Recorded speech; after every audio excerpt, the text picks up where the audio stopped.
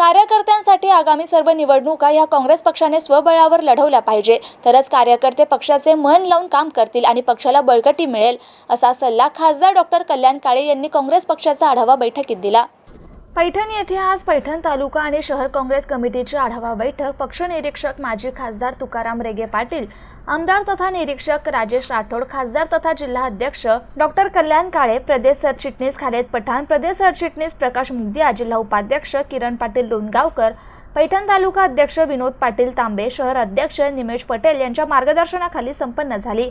यावेळी खासदार डॉक्टर कल्याण काळे, पक्ष निरीक्षक तुकाराम रेगे, आमदार राजेश राठोड, मराठवाडा ओबीसी अध्यक्ष कंचनकुमार चाटे यांनी कार्यकर्त्यांना मार्गदर्शन करून पक्ष संघटना वाढविण्याचे आवाहन केलं।